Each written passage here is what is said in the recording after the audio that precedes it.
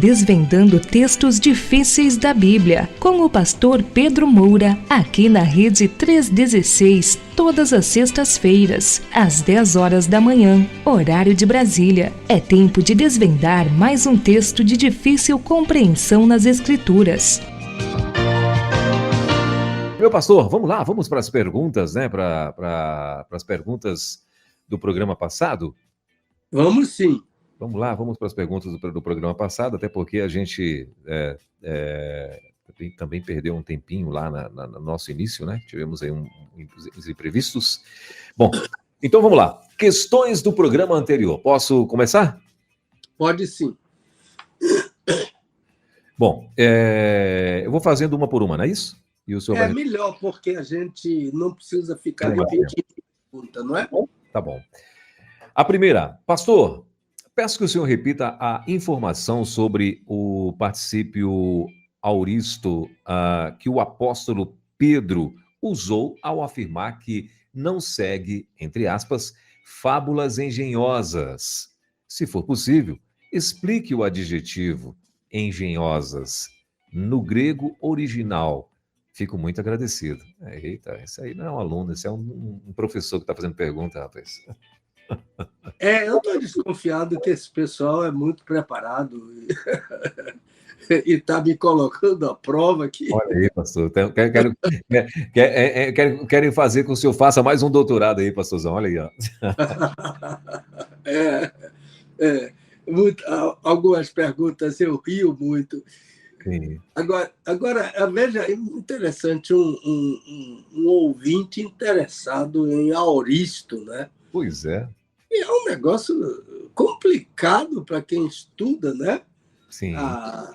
Mas aqui a pergunta é que o apóstolo Pedro usou o verbo auristo, um particípio ativo, enquanto a nossa tradução algumas vezes não contempla características interessantes da língua original, algumas vezes sim. Por isso que a tradução foi para o tempo presente.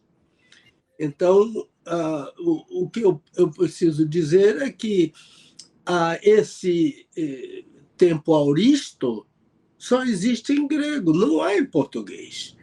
Então, eu acho que por isso que o tradutor, no caso, o tradutor aqui é João Ferreira de Almeida, usou o presente indicativo, porque o indicativo é enfático, o indicativo é repetitivo na língua grega, e então por isso que ele disse, ele traduziu por seguimos, não seguimos, não é? Fábulas engenhosas. Mas eu creio que a tradução poderia ter sido o próprio particípio, né? Ficaria mais literal, ficaria mais consentâneo com a lição original, não é? Pedro usou a forma do auristo, daria a tradução não tendo seguido. E a nossa tradução diz não seguimos. Mas o não temos seguido é que dá a ideia que Pedro quis transmitir. O que Pedro quis transmitir foi que durante todo o seu ministério, por isso que ele usou o auristo, ele não baseou o seu ministério em fábulas engenhosas. Isso que ele quis falar. Agora, quanto ao uso do adjetivo engenhosas, como o consulente falou, a palavra fábula em grego é mitos. É o que nós temos a palavra em português mito, não é? Enquanto a palavra engenhosa é a palavra sophizo, que é a palavra sofisma. Sofisma é inventar alguma coisa que pode ser até numa tentativa ardilosa. Um sofisma pode ser ardiloso, ou deve ser ardiloso. Então, no texto, o pretérito perfeito que ele usou, sesofismenos, significa brincar de inventar o que não é verdade. Então, Pedro, no seu ministério, nunca brincou de inventar o que não era verdade. E, na verdade, essa expressão fábulas engenhosas poderia ser traduzida por palavras fingidas. Né? Palavras fingidas, o sofisma, né?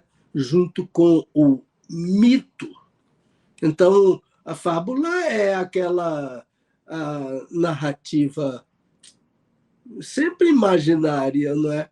Que está na cabeça do escritor. Ele usa animais irracionais e dá a esses animais irracionais características humanas. É um animal que fala, etc., que usa a nossa linguagem, isto é, a dos humanos.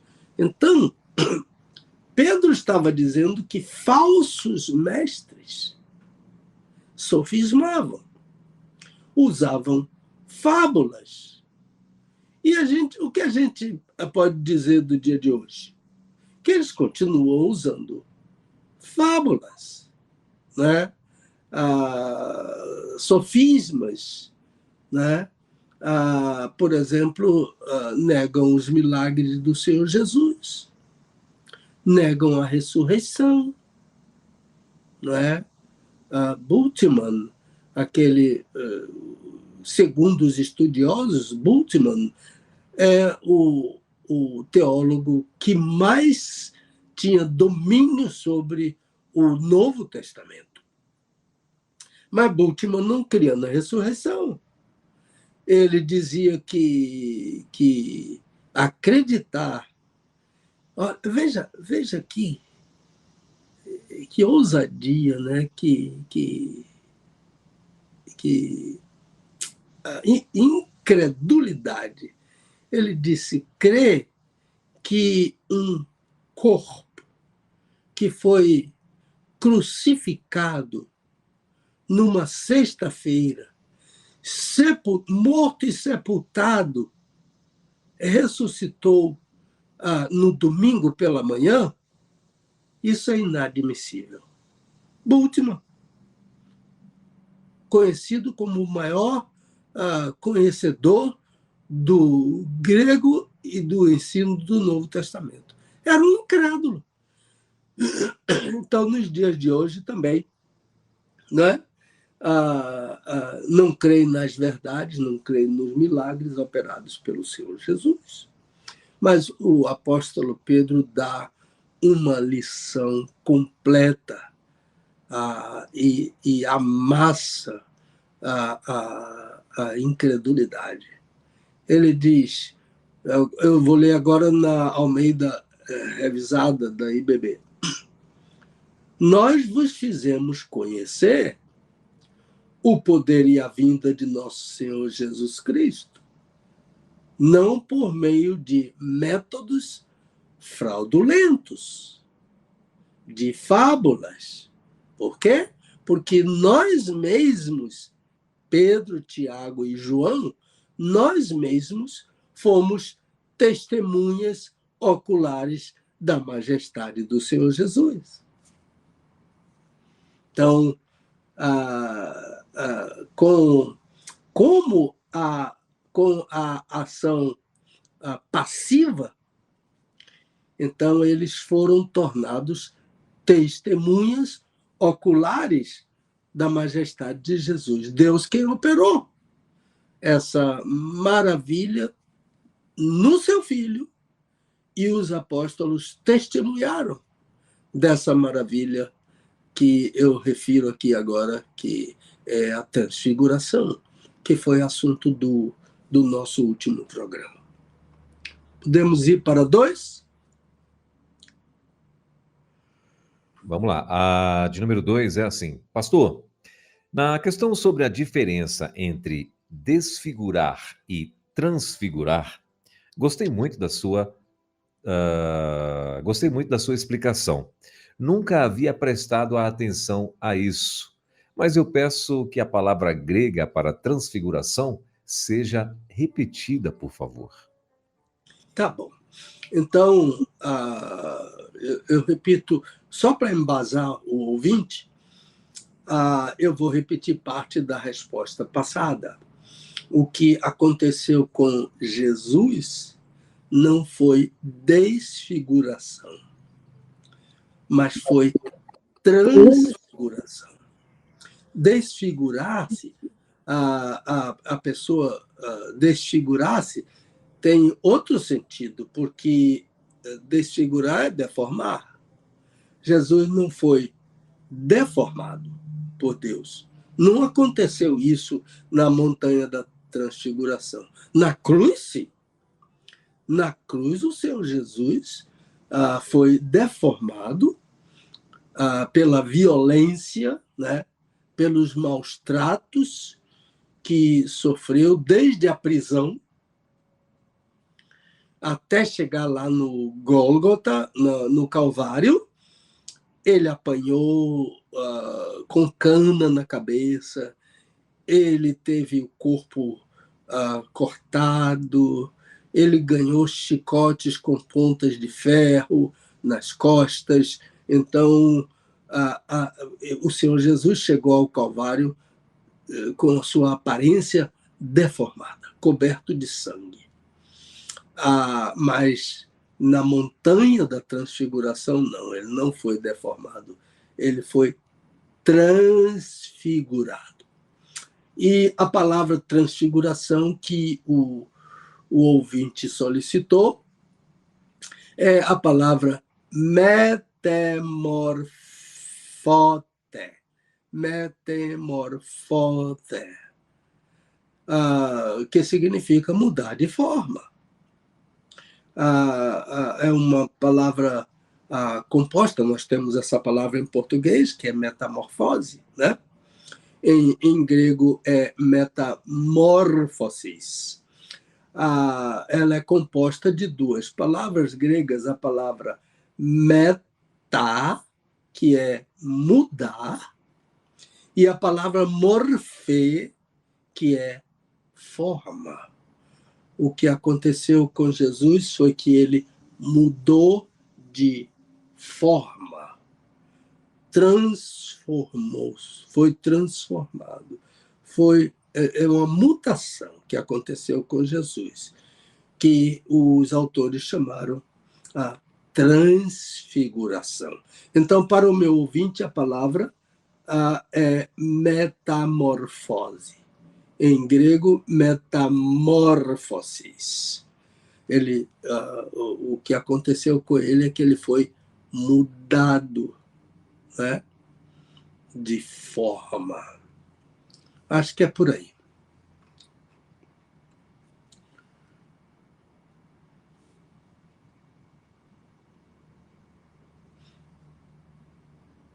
Um pouquinho, agora sim. Pergunta de número 3, meu pastor.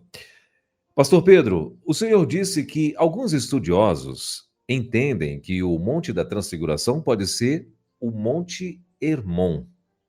O senhor concorda? Poderia citar pelo menos um estudioso que entende assim?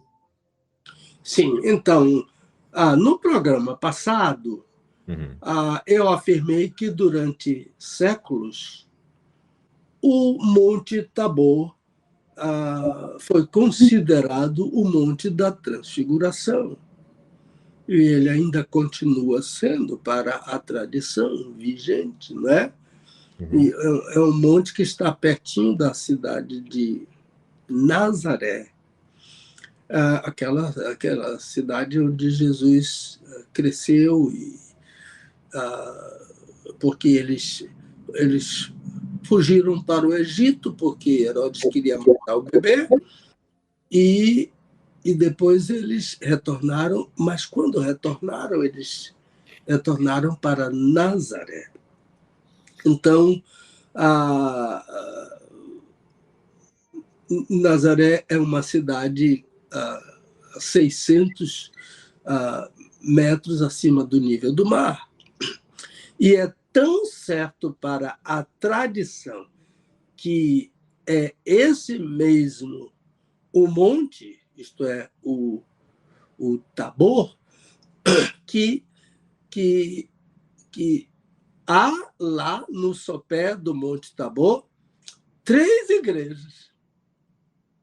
E o que essas 3 igrejas representam? Elas representam que Pedro, lá na Montanha da Transfiguração, sugeriu ao Senhor Jesus fazer 3 cabanas. Assim, uma para o Senhor Jesus, uma para Moisés e uma para Elias, para eles ficarem ali na cabana, protegidos do vento, do frio, né, da nevasca, etc. Agora ele, Pedro, Tiago e João ficavam ao relento, né, porque eles não sugeriram fazer uma cabana para eles. Então, essas 3 igrejas estão lá, no sopé do Monte Tabor. Agora, ele pediu que eu citasse um estudioso que sugere o Monte Hermon como o Monte da Transfiguração, não é? Mas eu prefiro ficar com a tradição. Eu não concordo, não.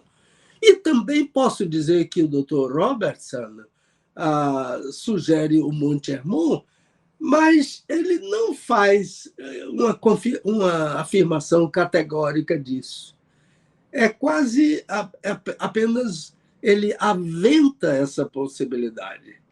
Mas eu creio que o Dr. Robert se cria no Monte Tabor, também, como todo mundo. Sugere, assim, não categoricamente, a ideia de que algumas pessoas afirmam que o monte não é o Tabor, mas o Monte Hermon.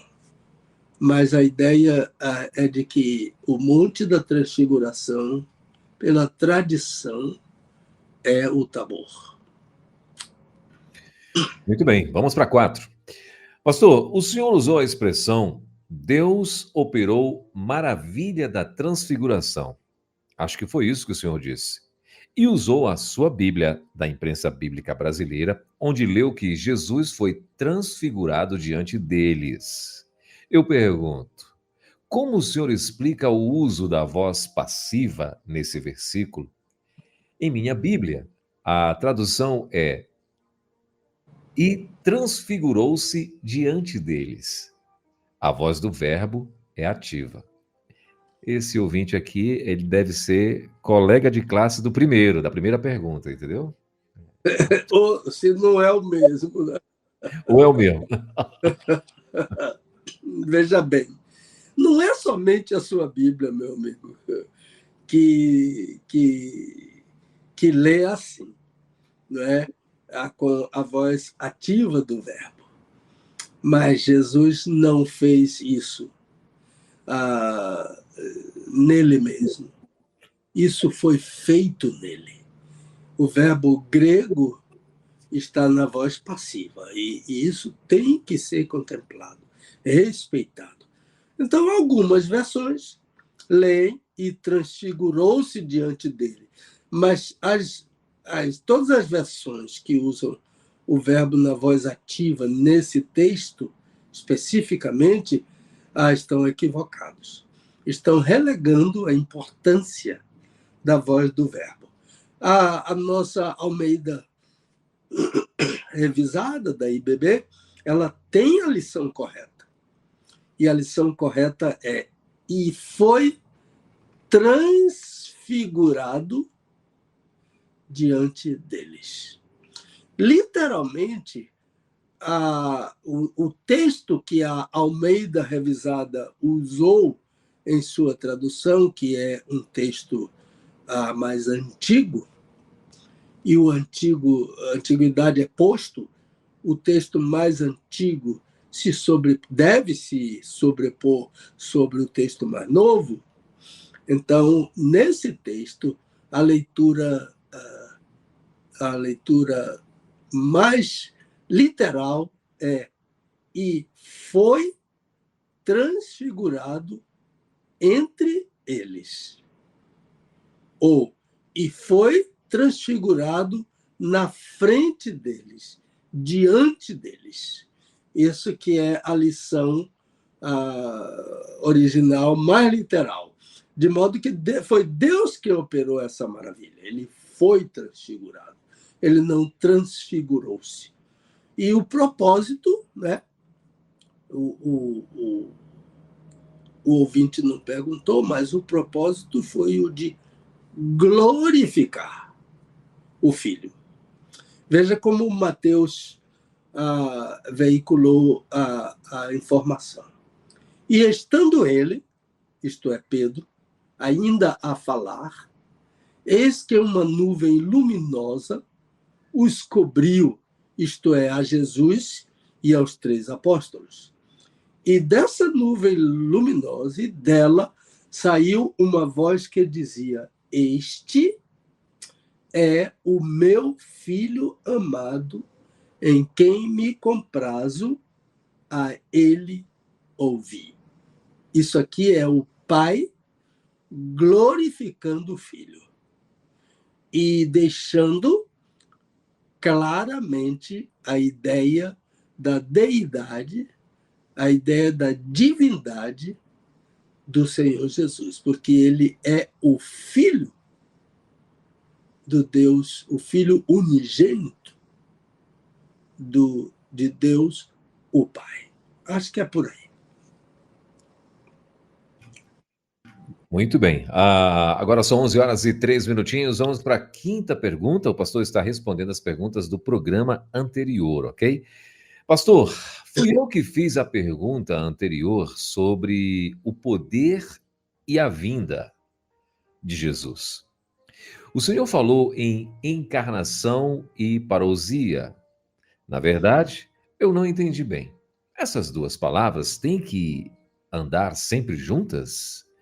O que Pedro quer dizer com o poder e a vinda de Jesus? Já houve, aliás, ele disse que foi ele mesmo que fez a pergunta, não é? Então, a resposta de que essas duas palavras têm que andar sempre juntas, a resposta é não. Não tem que andar sempre juntas, porque a encarnação trata do nascimento de Jesus. E a parousia trata da segunda vinda de Jesus. Agora, aí vem a aplicação que Pedro fez, né? Quando estamos tratando do ministério completo de Jesus, essas palavras devem andar juntas, sim. Porque o ministério terreno de Jesus começou na encarnação, mas não terminou ainda.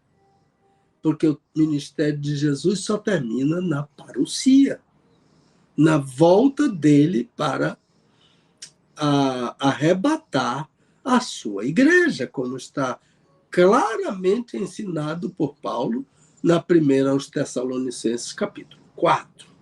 E Paulo começa o texto sobre este evento da parousia do Senhor Jesus, dizendo: não quero, irmãos, que sejais ignorantes a respeito daqueles que já dormem. Então, fé e ignorância não combinam. Fé não se harmoniza com ignorância. Paulo, algumas vezes no Novo Testamento, ele usa a expressão: não quero que ignoreis, não quero que sejais ignorantes. Então, aqui Pedro está dizendo que o ministério completo de Jesus começou na encarnação e vai terminar na parousia. Nesse sentido, as duas palavras estão vendo. Então, quando Pedro tratou do poder e a vinda, a ênfase dele é exatamente na encarnação e na parousia, né? Eu creio que seja as duas palavras referência ao ministério completo do Senhor Jesus, que é desde a encarnação até a segunda vinda. De modo que a palavra poder, Pedro fez conhecer o poder, então isso refere-se à encarnação. E quando ele fala o poder e a vinda refere-se à parousia, não era a primeira vinda, porque a primeira vinda é representada pelo poder na encarnação. E o poder e a vinda refere-se à volta do Senhor Jesus. E Pedro usou a chave para a volta, que é a palavra parousia. Então, isto ele quis dizer, este é o ministério completo do Senhor Jesus. O poder simbolizado pela encarnação e a parousia simbolizada pela segunda vinda do Senhor Jesus. Muito bem. Então vamos lá para a pergunta de número 6. Pastor, o versículo 17 afirma que Jesus recebeu honra e glória. O senhor falou sobre isso no outro programa, mas o que é mesmo honra e glória? Onde está a explicação disso no versículo? Então, lembre-se que eu falei no último programa sobre uma figura de linguagem que Pedro usa nesse texto. Essa figura de linguagem chama-se anacoluto. É uma figura que aparece no Novo Testamento. E a característica dela é a interrupção da sentença para destacar o personagem principal da sentença. Então, Pedro se afasta da sua própria argumentação. A minha argumentação vai ser secundária em relação ao personagem. Isso, o anacoluto é que faz isso. Então, ele se afasta da sua própria argumentação para introduzir o personagem principal. Mas a característica completa é sem citar o nome desse personagem. Então, observe como Pedro fala nessa figura de linguagem. Porquanto ele recebeu. Não usou o nome, porquanto Jesus recebeu. Então, esse pronome pessoal de terceira pessoa singular masculino, ele é Jesus. No texto, ele é Jesus. Então, o que ele recebeu foi o testemunho do próprio Pai. Qual é o testemunho? Este é o meu filho amado, em quem me comprazo. Isso é o Pai falando sobre o Filho. Então, honra e glória a esse Filho.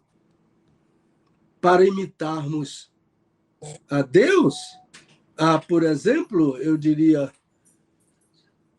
Jesus é o meu Salvador amado. A Dulce está chegando aqui. Ela me perguntou. Eu estou respondendo ao Welber. A Dulce está bem, está vindo aqui, está aqui de frente para mim, mas ela já fez assim que ela não vai aparecer. Então, volta ao meu texto. Eu digo assim, Jesus é o meu Salvador amado para eu imitar o Pai. O Pai disse, ele é o meu filho amado, eu o imito, não é? Eu honro ao meu Salvador amado, como o Pai honrou, eu glorifico o Salvador amado, como o Pai glorificou, mas eu vou ainda adiante. Eu adoro o Filho, porque o Pai disse que ele é Deus. E eu agradeço ao Filho, porque o Novo Testamento diz: sede agradecidos. Ensine seu filho a agradecer, desde pequeno. Obrigado, papai. Obrigado, mamãe. Obrigado, vovó. Obrigado, vovô. Obrigado, bisa. Obrigado, bisa. Então, a Bíblia ensina, sede agradecidos, a gente precisa ensinar aos filhos, desde pequenos, a agradecer. Não é? Agradeça porque o papai chegou da rua cansado, trabalhou o dia todo. Diga: obrigado, papai, porque você trabalha para nos sustentar. Né? E da mesma forma a gente diz: obrigado, Senhor Jesus. Não é?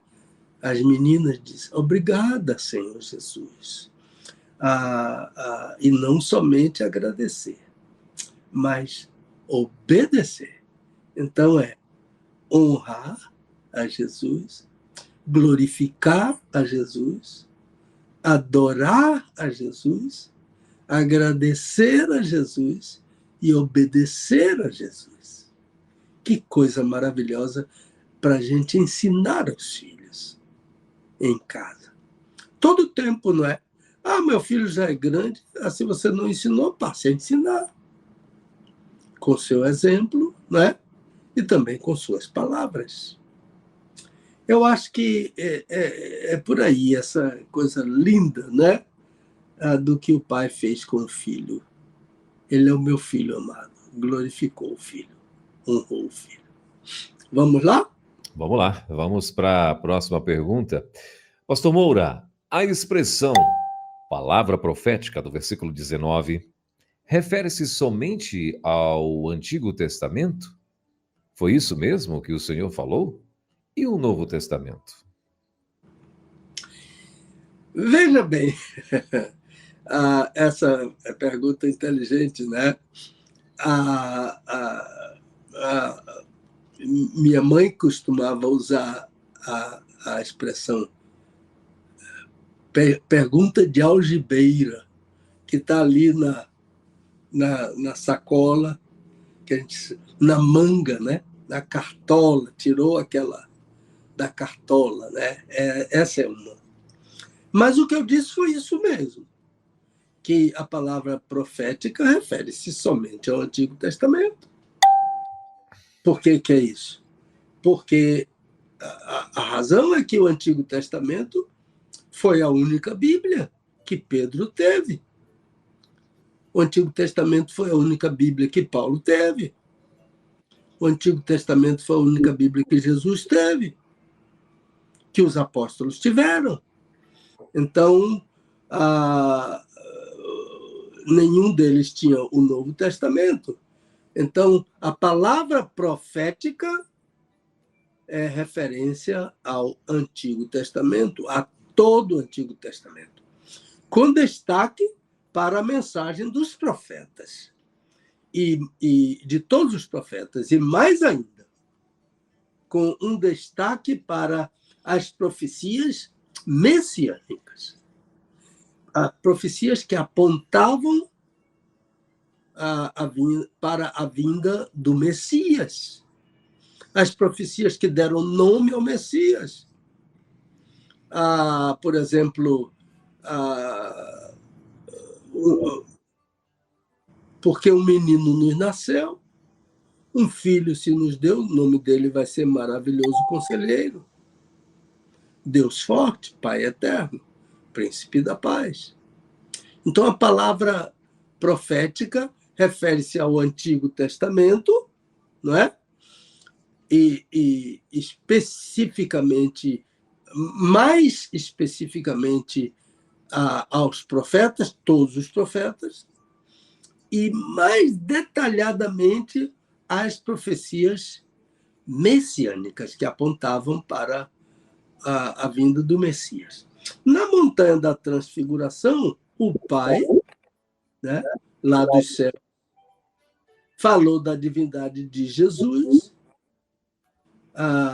o que os profetas fizeram ao longo do Antigo Testamento. Por isso que Pedro afirmou: temos ainda mais firme a palavra profética. Isso é um testemunho que se associa ao testemunho do Pai no Monte da Transfiguração. O que o Pai fez, esta palavra de Pedro se associa ao testemunho de Deus o Pai, e finalmente concluímos, né, desse texto e de outros tantos textos, e do testemunho do Pai, e do Salmo 46, e do uso do Salmo 46 na carta aos Hebreus. Então, dizemos com toda convicção, com todo o respaldo do Antigo Testamento e do Novo Testamento, dizemos: Jesus é Deus. Vamos lá? Muito bem. A próxima pergunta, meu pastor, e a última, né? Pastor, o senhor deu nome a Vênus. Não sabemos que Vênus é um planeta do sistema... melhor, perdão. Nós sabemos que Vênus é um planeta do sistema solar. Pedro está fazendo referência ao planeta? Então, para que a gente possa fechar, né, essa explanação divina de Pedro, na verdade, ele fala em uma luz que brilha em lugar escuro, até que o dia amanheça e a estrela da alva surja em vossos corações. Eu fico extasiado em lembrar que Pedro era um homem iletrado, um pescador, não é? Sem curso primário, e vindo lá da Galileia, que era desprezada, não é? Lembra-se que Natanael perguntou: vem alguma coisa boa de Nazaré? Né? Então, mas ele escreve, não é? Até que o dia amanheça e a estrela da alva surja em vossos corações. Olha, Pedro não falou em Vênus, ele falou em estrela da alva, no versículo 19. O nome dessa estrela é Fosforos, né? O nome Vênus não aparece na lição de Pedro. O nome Vênus não aparece no Novo Testamento. Esse nome foi dado pelos estudiosos dos astros, né? Na Bíblia, em Apocalipse 26:16, Jesus é esse Fosforos, porque Jesus é a estrela da manhã. Lembre-se do que Jesus, disse a João: eu sou a raiz e a geração de Davi, a resplandecente estrela da manhã. E Pedro conclui a sua argumentação dizendo que essa estrela vai brilhar sobre nós. E essa estrela não é Vênus. Essa estrela é Jesus. Jesus vai brilhar sobre nós na sua vinda. Na completação do seu ministério, que veio da encarnação até a parousia. É por aí, meu irmão. Muito bem, são 11 horas e 21 minutos em Brasília, 11h21 na nossa capital.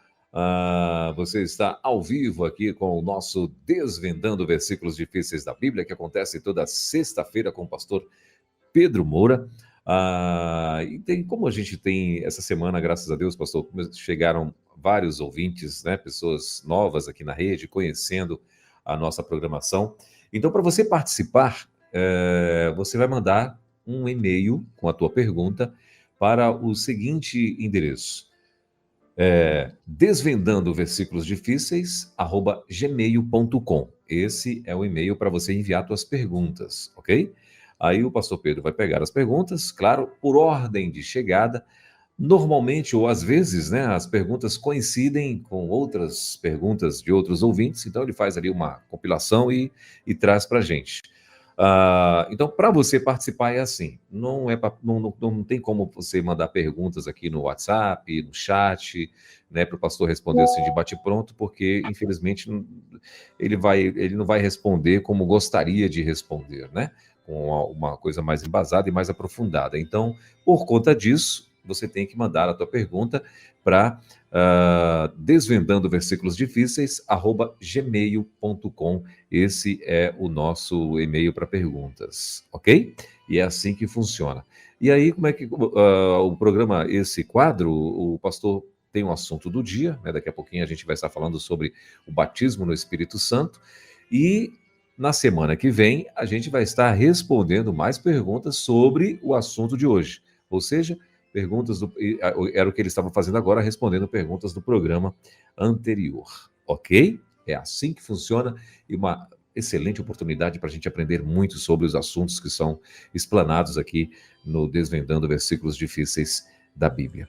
Mas antes de a gente partir lá para o assunto, para o nosso assunto do dia, né, para o assunto de hoje, antes de nós partirmos para o assunto de hoje, deixa eu falar um pouquinho mais com o nosso querido pastor Pedro Moura. Pastorzão, hoje o assunto é batismo no Espírito Santo, né? E o livro que o senhor está já em fases, acredito que conclusivas, é o Batismo do Cristão, não é isso? Então, conta pra gente aí como é que como é que estão, né, as expectativas, né, e o que é que o senhor tem feito já para poder adiantar mais aí esse trabalho. Olha, eu tenho trabalhado no livro, aproveitando os recursos que tenho aqui, né, para adiantar bem e levar esses recursos para o Brasil, no nosso retorno. Comprei alguns livros aqui. Aqui a gente... no Brasil também se faz isso, mas a gente comprou livros usados, livros que são muito caros, mas eles aqui têm um costume de ler um livro e botar para vender, não é? Então a gente digita a expressão livros usados, aí eles perguntam quais são os assuntos, a gente põe que o assunto é teologia, Bíblia, coloca várias palavras, né? Antigo Testamento, Novo Testamento, aí vai aparecendo aqueles livros. Eu comprei alguns livros muito bons, por preço assim, às vezes $1, $2, e a gente compra livros muito bons. Eu comprei o livro que é o melhor livro do batismo cristão, que é de um professor do seminário daqui. Eu comprei ele custava $25, eu comprei por 18. Desconto assim de ex-aluno. Meu cartão de ex-aluno nem vale mais nada, mas eles fizeram esse desconto. Eu comprei por 17 ou $18. Depois eu achei nos livros usados bem mais barato. Olha. Porque os próprios autores colocam os livros deles nos livros usados também. Dá um desconto e coloca o livro. E esse livro estava lá no livro. É um livro do professor Tom Schreiner, que foi pastor do meu filho, Lucas, Ele não foi meu professor. O meu professor de Novo Testamento foi outro, que hoje é reitor de um seminário lá na Carolina. Mas ele é um lente do grego, do Novo Testamento, e professor da cadeira de Novo Testamento aqui no seminário. Então, mas esse livro... Mas eu comprei outros livros muito bons. Meu filho Lucas me deu também um livro muito bom sobre batismo. Eu estou trabalhando nisso. E este assunto, batismo no Espírito Santo, vai ser um capítulo. Vai ser abordado. Do livro. Inclusive, eu comprei esse livro aqui, O Batismo e o Enchimento. Olha o autor, John Stott. John Stott, olha aí. Essa figura aí, esse escocês maravilhoso. O nome do livro é Batismo e Enchimento, e o subtítulo é O Trabalho do Espírito Santo, o Trabalho do Espírito Santo hoje. Então, eu estou usando esse livro, e ele vai me ajudar muito. E o meu irmão, pastor Miguel Moura, ontem, conversando comigo, ele me perguntou qual é o livro que você está usando. Eu disse John Stott. E ele entrou no Amazon, não sei onde foi, e ele achou esse livro por um preço acessível, acho que R$32 ou R$42. Pode ser comprado. O título do livro é a mesma coisa, é Batismo e Enchimento do Espírito Santo. É a mesma coisa o título, né? Em português, Batismo e Enchimento do Espírito. O Trabalho do Espírito Santo hoje. E bem mais barato que eu comprei aqui, porque eu comprei aqui por $17. $17 é quase R$100. Sim. E lá está por 30 e poucos. Muito, muito importante. Pode entrar naquelas estantes virtuais e também no Amazon e comprar esse livro lá, John Stott. É um escocês que é senhor do assunto, estudioso do assunto, e esse livro dele é um livro top. Maravilha. Muito bom. E então, olha só, o pastor Pedro Moura, ele tem aí diversos títulos, né? E esse ano está lançando 3 livros, né? É um livro lá de Jonas, né? Um livro sobre a história de Jonas, no caso, né? O Desvendando Versículos Difíceis da Bíblia, volume 2, né? E o Batismo do Cristão. Então, assim, o livro sobre Jonas já está pronto, né? Já está, inclusive, sendo vendido, né, pastor? As pessoas podem adquirir através do e-mail ministeriopastorpedromoura@gmail.com. Esse é o e-mail. ministeriopastorpedromoura@gmail.com. Então, esse já está sendo vendido. Então, o pastor tem diversos títulos, se você quiser conhecê-los, lá no PR Pedro Moura, lá no Facebook. Você vai conhecer lá todos esses títulos, para você, de repente, adquirir, ou, claro, aqueles que tiverem disponibilidade, né? Porque a gente sabe que tem alguns que já esgotaram, tem outros que estão no finalzinho, né? Então, faça isso, entra lá para que você possa, de repente, aí, né? Que é muito comum hoje, são os combos. Então, você monta um combo lá bem bacana e traz aí, ó. Lembrando que na compra do livro você ainda ganha um CD, Canta Sã Doutrina, gravado aí pelo pastor Pedro Moura e família, CD top demais, né? E ficou muito boa as músicas e vale muito a pena, que inclusive são essas músicas que você está ouvindo aqui, que você fica ouvindo aqui, a parte de playback delas, né? Ó, é exatamente essa aqui, ó. Uma delas, né? Essa aqui, por exemplo, é Dores do Mundo. O playback da música Dores do Mundo. Então, você pode ter uma música dessa para estar em casa, para ouvir, para meditar, né? Até para tempos, né, de reflexão e tal. Top demais aí com o pastor Pedro Moura. Então, esse CD você pode também adquirir lá no site, e comprando o livro você ganha o CD, né? E agora, no fim do ano, ele vai estar lançando Desvendando Versículos Difíceis, volume 2, e o Batismo do Cristão, que está aí, ele está trabalhando, e vai ser com certeza mais um livro top para você estar aí aprendendo, e aprendendo muito com o nosso mestre aqui. Meu pastor, antes de a gente partir lá para o assunto principal, e o alô, vai para quem?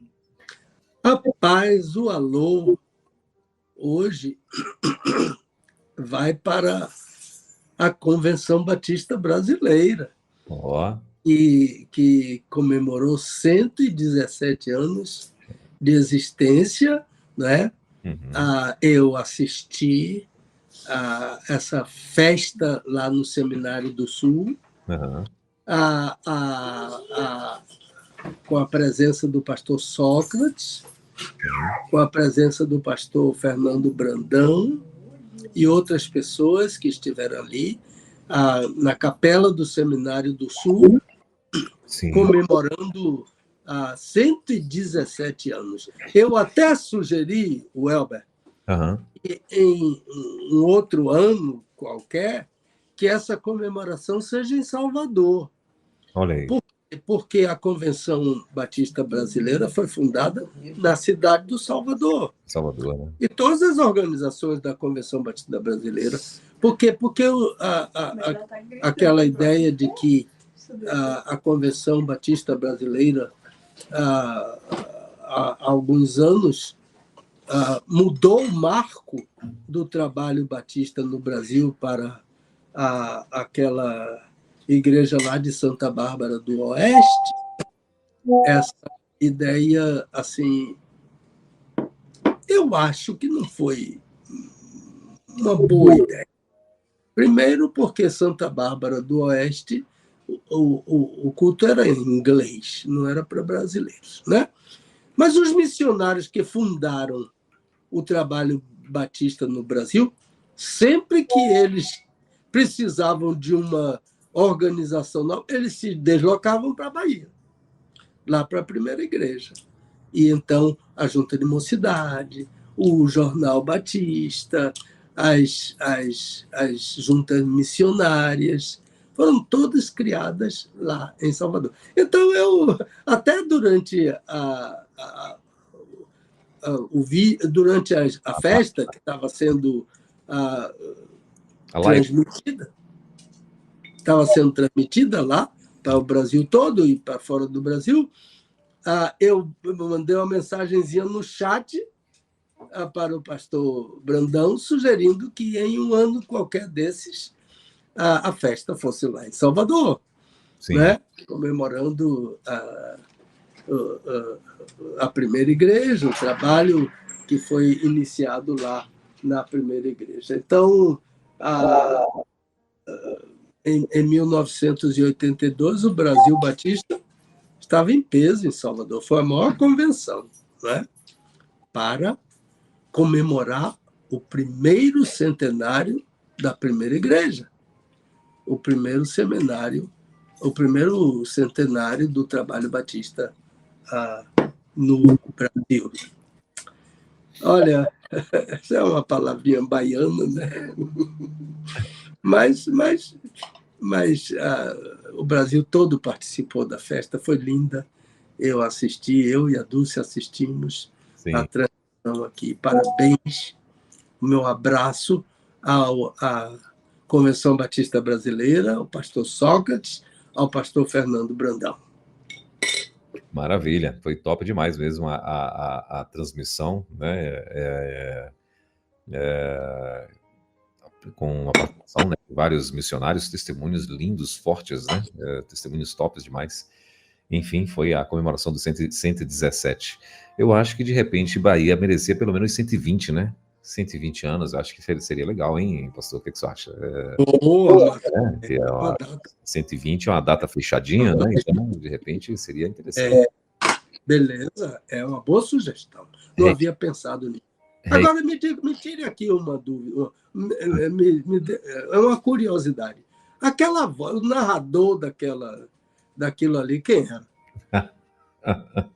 Esse servo humilde que vos fala. Eu disse a Dulce, é o Elber que está narrando aqui. Eu conheço essa voz longe, a voz mais bonita dos batistas. Oh, meu Deus. Foi a gente. Eu tive a honra de gravar aquele texto lá, né? Ficou legal, né?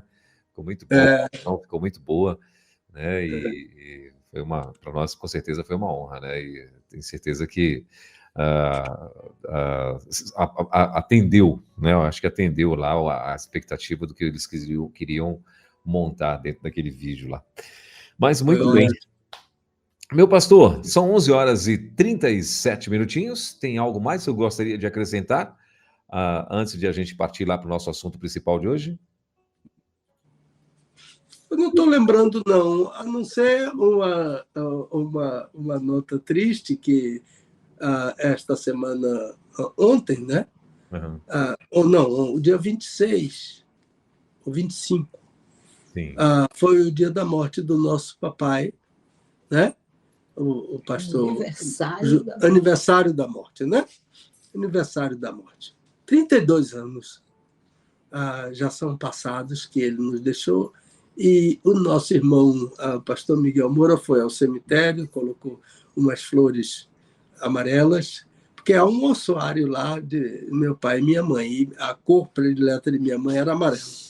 Então, ele colocou em nome da família lá, mas eu digo sempre, aliás, eu disse a nossa irmã, como é o nome dela, meu Deus, aqui, Van, nossa irmã Van Gomes. Sim. Eu disse a ela que os crentes têm um sentimento misto diante da morte. Um de saudade, de tristeza, de lágrimas, e outro de alegria, porque o crente parte na esperança da vida eterna. Sim. Isso é maravilhoso.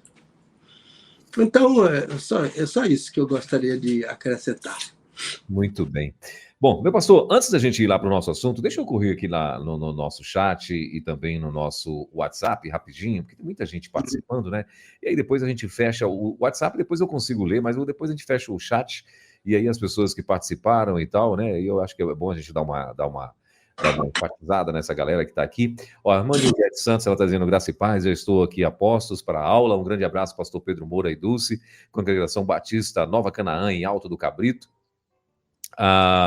Pastor Eude Cabral Figueiredo, conhece? Olha aí. Amigão. Amigão lá de Natal. Aliás, ele é de Goianinha. Ele é o pastor da primeira igreja batista de Goiânia. Já preguei lá algumas vezes. Olha aí. É um grande amigo, é um servo de Deus, um homem que tem o coração em missões. Amém. Ele, a sua esposa, a sua família, os pais dele moram na mesma chácara que ele mora. Ele e a Tárcia Tárcia é a esposa dele, são dois servos, amigos nossos, meu e de Dulce, lá em Goiânia.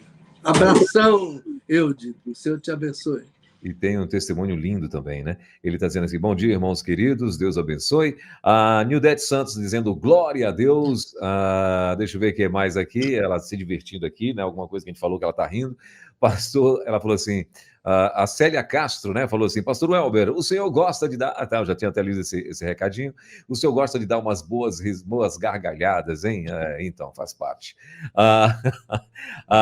Uriel Souza também está por aqui, está dizendo: bom dia, paz do Senhor Jesus Cristo. Aí ele mandou aqui: verdade, pastor. A Célia está dizendo, a Célia Castro dizendo: o Fluminense apanhou em casa. Eita. A Luziete Gomes mandando bom dia, pastor Pedro Moura, bom dia, pastor Welber, graça e paz, amém. A Bíblia em quadrinhos, bom dia, queridos, pastor Pedro Moura, como é bom poder estar nas sextas também aqui. A Maria Carmelita também está por aqui, está dizendo: bom dia, pastor Welber e pastor Moura. O Silas Anjos também está conectado com a gente, está dizendo bom dia a todos. O Silas mandando aqui: shalom, pastor Pedro Moura e pastor Welber. A Célia Castro está dizendo, mandou um recado aqui, o pessoal da Bíblia em Quadrinhos. Deixa eu ver, Nildete Santos, uma bênção à 99ª Assembleia Batista em Itapetinga. Olha aí que legal. Itapetinga. Deixa eu ver o que mais que a Nildete está falando. Que aula abençoadora, glória a Deus por suas vidas, pastores, Pedro e o Elber. Foi maravilhosos aí, eu assisti. Se vier para cá, vai ser maravilhoso. A Nildete Santos está falando, né? Acho que ela está falando na convenção. A Célia Castro está dizendo, a voz do pastor Elber... A voz do pastor Elber é top mesmo. Nildete Santos, pastor Elber, sua voz veluda. Aí começou, aí, pastor. Estava falando sério aqui, pastor. Agora o povo começou aí. A Célia Castro está dizendo, há 32 anos Jesus levou meu pai, pastor José Moura de Almeida, para o lar. Sinto saudades dele. Olha aí. A Gleide Rosali, só o Senhor é Deus. A Débora Rodrigues, eu também identifiquei rapidamente a voz de veludo do vídeo da Junta de Missões Nacionais. A Gleide Rosali está lá na Ibicião, lá em Salvador, também mandando aqui para a gente esses recados. Muito bem, o WhatsApp, daqui a pouquinho eu vou ler todos os recadinhos que estão lá no WhatsApp, porque tem muito, viu, gente? Senão eu vou tomar o tempo aqui do pastor Pedro, mas do WhatsApp a gente vai ler aqui, tá bom? Pode ser, pastorzão? Pode. Isso. Então vamos lá? Vamos para o nosso assunto de hoje? Vamos. Muito bem. Questões do programa de hoje, dia 28 de junho de 2024, o assunto batismo no Espírito Santo. O texto que vai ser usado é João, capítulo 3, versículos de 3 a 8, que diz... ou melhor, o versículo não está aqui, eu pensei que estava, mas não está.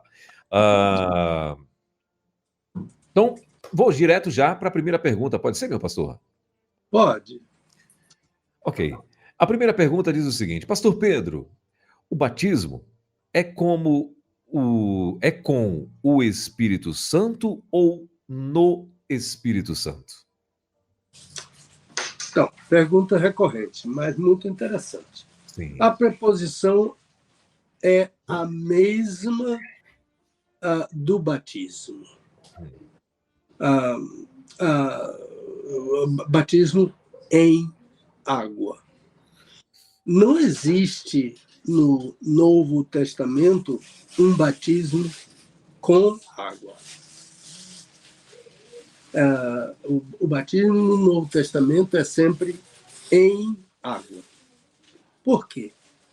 Porque no batismo bíblico, a água é o lugar do batismo, não o instrumento do batismo. O mesmo acontece no caso do batismo no Espírito Santo. Nós somos batizados no Espírito, não com o Espírito.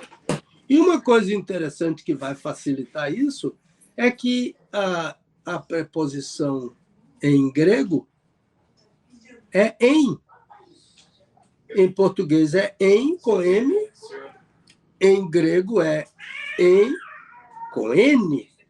Então, a resposta para o ouvinte é: o batismo é no Espírito, não com o Espírito. Vamos lá. Vamos ir para a próxima, então? Vamos. Vamos lá. A de número 2. Pastor, eu ouvi em algum programa o senhor explicar o que Paulo quis dizer com dispensação do Espírito. O senhor citou, segundo aos Coríntios, capítulo 3, versículo 8.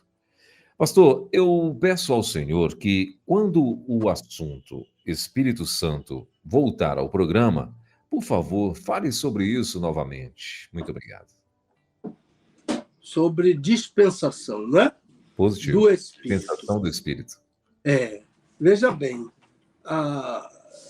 eu não me lembro muito desse assunto em programa passado. Uhum. Mas o ouvinte é ele, não sou eu. Então, ele ouviu. Então, eu vou tentar responder, porque dispensação do Espírito, de fato, o apóstolo Paulo descreve o tempo em que teve início o ministério de Jesus como dispensação do Espírito. Então, o Paulo descreve o tempo do ministério de Jesus como dispensação do Espírito. Mas isso tem sido um assunto que causa uma certa confusão, como se o início da atividade do Espírito Santo fosse esse tempo do ministério de Jesus. Como se o Espírito Santo houvesse começado o seu trabalho somente a partir do Pentecostes. Então, isso é um grave erro, porque o Espírito Santo é Deus, então ele é pré-existente, ele é a terceira pessoa da Trindade Santíssima. Então, em sendo assim, o Espírito Santo é eterno, e eterno é o trabalho do Espírito. Por exemplo, na criação do mundo, né? E em toda a história da salvação, a ação do Espírito Santo é presente. Não há vida cristã sem o trabalho do Espírito Santo. O novo nascimento é o começo da vida cristã, e isso é obra do Espírito. Que Jesus diz: o vento sopra onde quer. Então, a ideia é que a dispensação do Espírito Santo, a palavra usada por Paulo, não quer dizer que o Espírito Santo começou sua atividade no Pentecostes, ou somente no início do ministério de Jesus. Não. João Batista foi uma criança cheia do Espírito Santo desde o ventre, não é? O Espírito agia no Antigo Testamento. No primeiro capítulo da Bíblia, no Gênesis, logo nos primeiros versículos, a terra era sem forma e vazia, e o Espírito de Deus pairava sobre a face das águas, a face do abismo. Então, esse pairava, em hebraico, é que o Espírito... A figura do pairava é de uma ave aquecendo os ovos para que daquele ovo surgisse vida, transmitindo vida. Essa é a figura da ação do Espírito Santo. O Espírito de Deus pairava, isto é, comunicava vida sobre a face do abismo. Então, o trabalho do Espírito Santo é eterno, como o Espírito Santo é eterno, porque ele é Deus. Vamos lá. Muito bem. A de número 3. Pastor, como definir promessa, batismo, enchimento e fruto do Espírito Santo? Olha, eu gostei muito dessa questão, porque existe confusão sobre isso.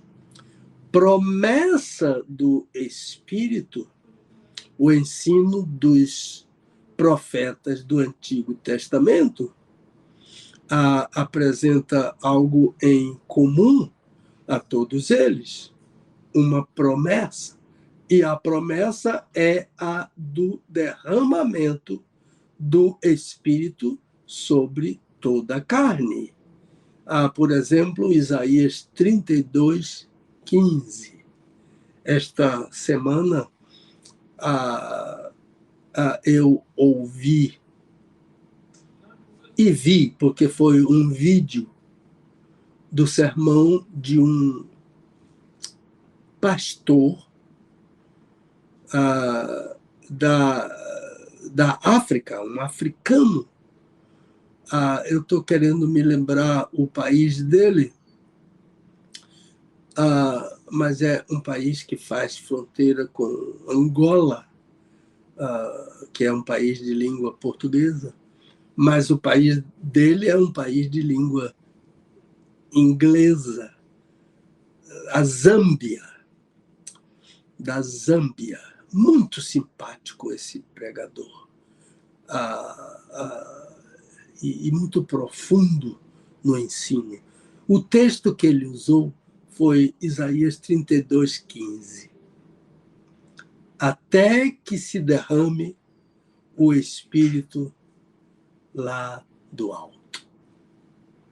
Isso é uma referência ao dia em que o Espírito Santo seria derramado sobre a igreja. Lembre-se que os apóstolos estavam no cenáculo, assentados. Eles não estavam pedindo, não estavam orando, eles estavam assentados. E, por ordem de Jesus, ficai em Jerusalém até que do alto sejais revestidos do poder. E o Senhor Jesus está referindo a esse texto. Até que seja derramado o Espírito lá do alto.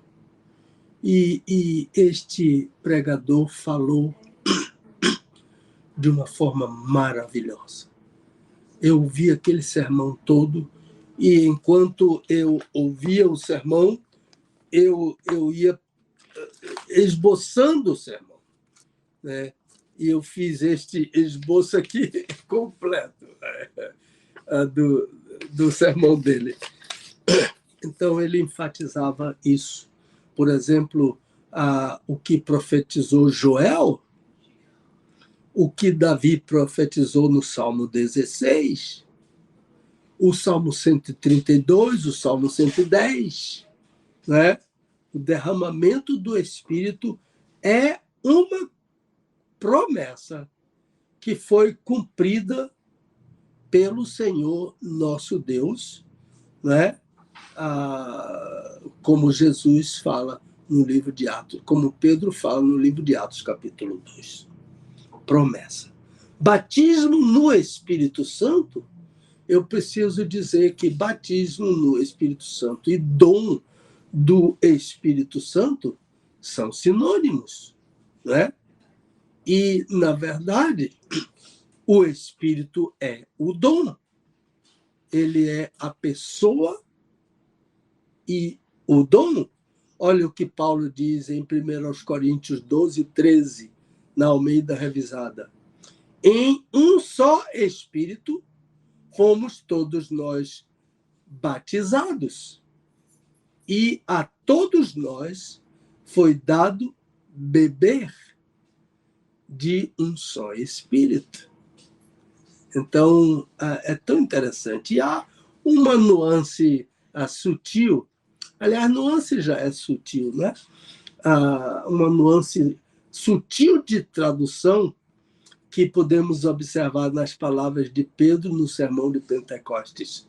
Olha como ele diz: arrependei-vos e cada um de vós seja batizado em nome de Jesus Cristo para a remissão de vossos pecados e recebereis o dom do Espírito Santo.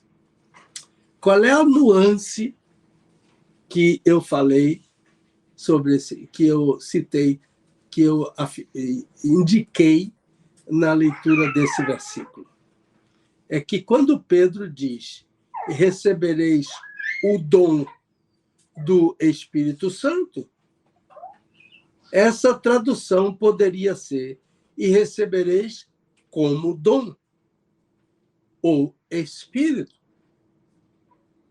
Isso foi um estudo maravilhoso em um livro sobre o Espírito Santo, que foi escrito pelo Dr. Roberto Alves de Souza, PhD, lente de grego e professor de Novo Testamento com doutorado. aqui nos Estados Unidos. O doutor Roberto já está com o Senhor na glória, mas eu sugiro a leitura desse livro, O Espírito Santo, desse grande estudioso da Palavra de Deus, que nos saudosos aqui. Eu fui aluno dele no mestrado que fiz lá no Rio de Janeiro. Então, a nuance é: e recebereis como dom o Espírito. Então, ser batizado no Espírito é receber o Espírito. E isso acontece no dia da conversão. Olha, há muito ensino sobre isso, sobre uma segunda oportunidade. Mas o Espírito Santo não vem em pedaços, em partes. O Espírito Santo é uma pessoa. Ele vem sobre você no dia que você aceitar a salvação em Jesus Cristo. No dia da sua conversão, o Espírito é derramado sobre você. Então, enchimento do Espírito, no sermão do dia do Pentecostes, Pedro afirmou que Jesus, já glorificado e assentado à direita da majestade, nas alturas, isto é, no trono de Deus, o Pai, derramou o Espírito. Pedro usou a expressão: isto que vedes e ouvis. Isto foi derramado por Jesus. Ele recebeu do Pai a promessa e derramou. Então, o que é que Pedro disse com isto que vedes e ouvis? A conversão de quase 3.000 novos crentes. E a multidão, entendendo a mensagem do Evangelho em sua própria língua, em seu próprio idioma. Línguas aqui são idiomas falados por nações. Então, isso é enchimento do Espírito. E fruto do Espírito?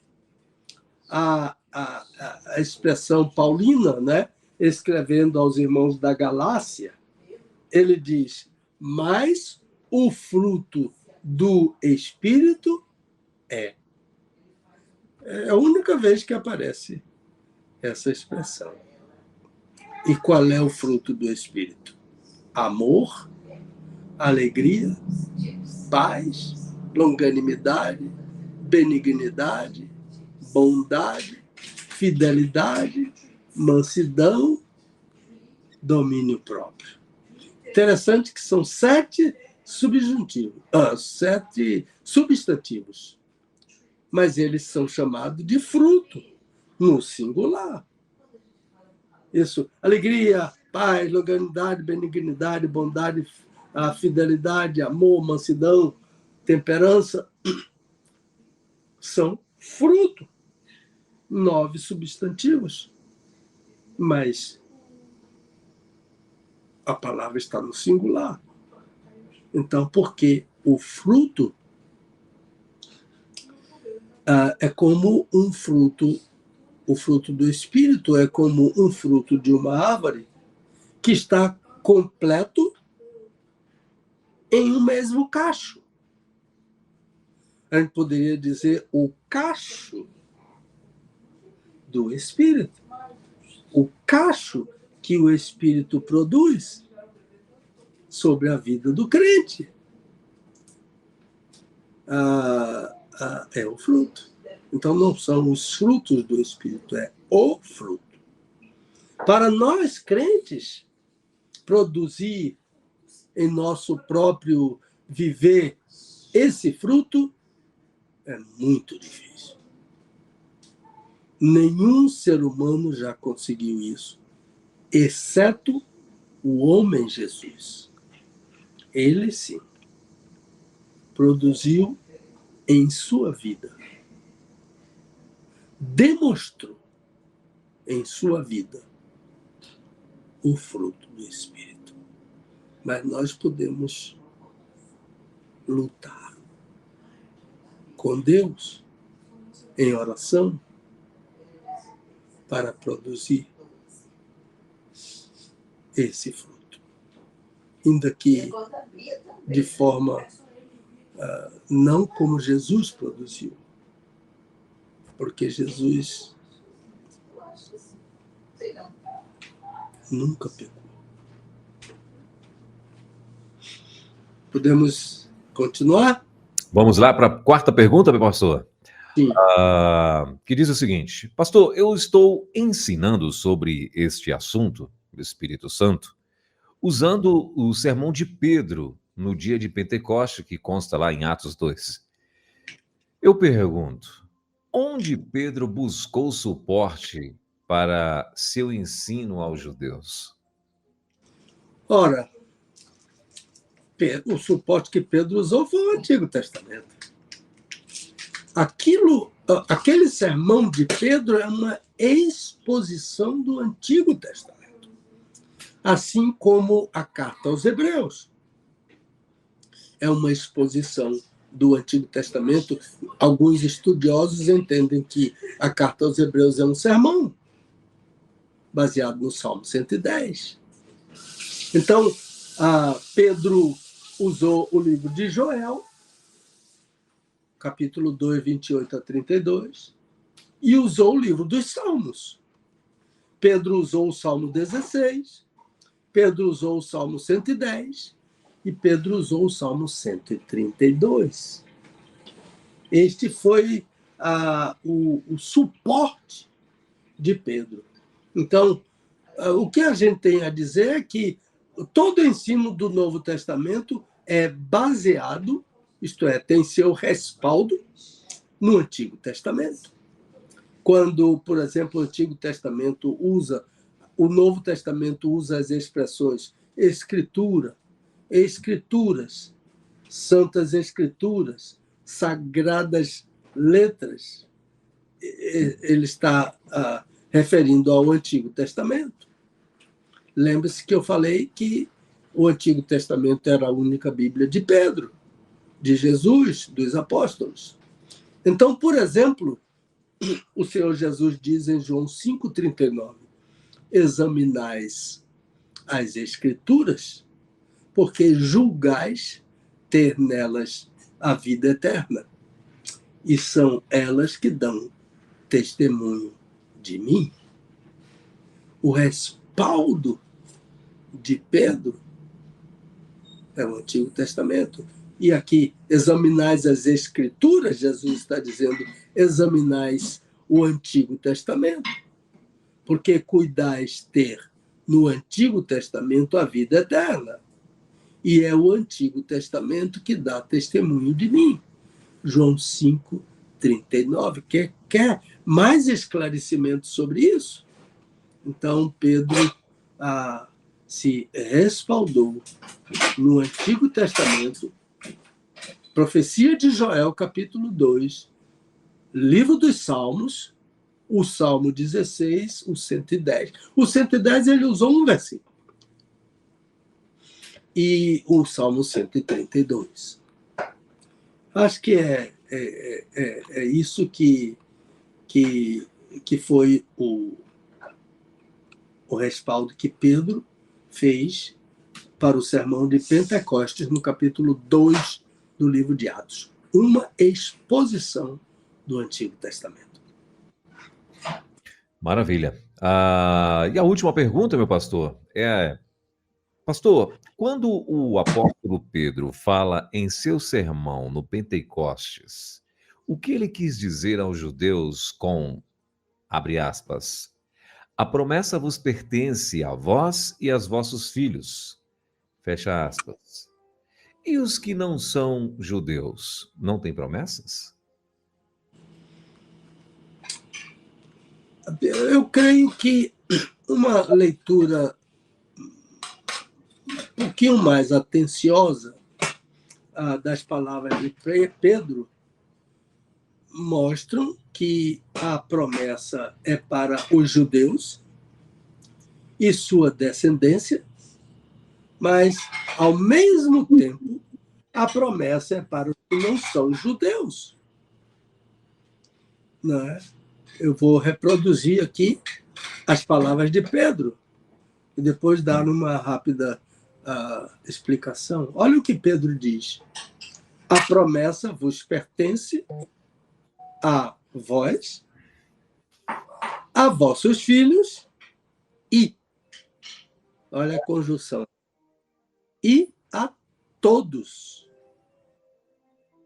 E a todos os que estão longe, a quantos o Senhor nosso Deus chamar. Observaram? A vós, judeus. A vossos filhos, filhos de judeu. A todos os que estão longe, isto é, a todos quantos não são judeus, nem filhos de judeus. A todos significa Deus não descarta ninguém. A salvação é primeiro para o judeu, mas também do grego. O grego aí está simbolizando todo mundo que não é judeu. E o evangelho é para ser pregado na língua das nações. Pedro estava pregando um sermão diante de diversas nações, como está lá exposto no livro de Atos, a diversas nações. O evangelho é para ser pregado aos judeus primeiramente, aos filhos dos judeus primeiramente, mas a todos os que estão longe, os que não são judeus. O evangelho é para ser pregado na língua das nações. Por isso que a gente sempre costuma pedir orações por tradutores da Bíblia. Eles são poucos, a tradução é muito cara e demanda muito tempo. Então, separe uma vez por semana ou uma vez por mês e ore por tradutores da Bíblia. Senhor, levanta tradutores da Bíblia. Pessoas que queiram estudar hebraico, aramaico e grego. Desde o bacharel ao mestrado, ao doutorado, ao pós-doutorado. E Deus levante entre nossos filhos, entre os seminaristas do Seminário do Sul, do Seminário Equatorial, do Seminário do Recife, do Seminário do Nordeste, lá na Bahia, que Deus levante, do seminário lá em Cuiabá, que Deus levante, em outros lugares, que Deus levante alunos que queiram estudar para traduzir. Está lá em Tocantins, pastor Gunther e dona Wanda, tradutores do Novo Testamento. Pastor Gunther Krieger é lente do grego koiné, e ele traduziu para uma tribo, xerentes, o Novo Testamento. Ore, peça ao Senhor que levante tradutores da Bíblia, porque o Evangelho é para ser pregado na língua das nações. O Senhor abençoe a todos. Muito bem. Agora, 12:11 na nossa capital. Estamos com o nosso querido pastor Pedro Moura. Pastorzão, eu quero já devolver para o senhor fazer aí a sua conclusão final. Então, batismo no Espírito Santo é um dom que foi derramado pelo Senhor Jesus. O Senhor Jesus recebeu a promessa da parte do Pai e derramou o Espírito naquele dia sobre a igreja. Capítulo 2 de Atos, capítulo 2 do profeta Joel. E Pedro diz: isto que vedes e ouvis. Qual foi a consequência do derramamento do Espírito? Foi a conversão de quase 3.000 almas que foram agregadas à igreja. E as diversas nações, ouvindo as grandezas do Evangelho em sua própria língua.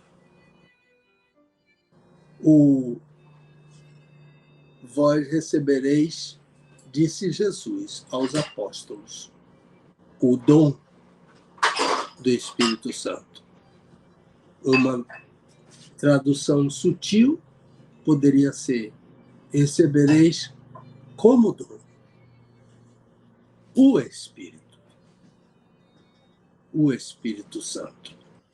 E observem que eles estavam assentados, disse o Dr. Brodus Hale, que já está na glória, assentado não é a melhor posição dos heróis. O herói ali era Jesus. E foi Jesus quem derramou o Espírito sobre a igreja. E o trabalho do Espírito hoje na igreja, de encher os crentes, de batizar os crentes no dia da sua conversão. Você não precisa pedir, não precisa orar.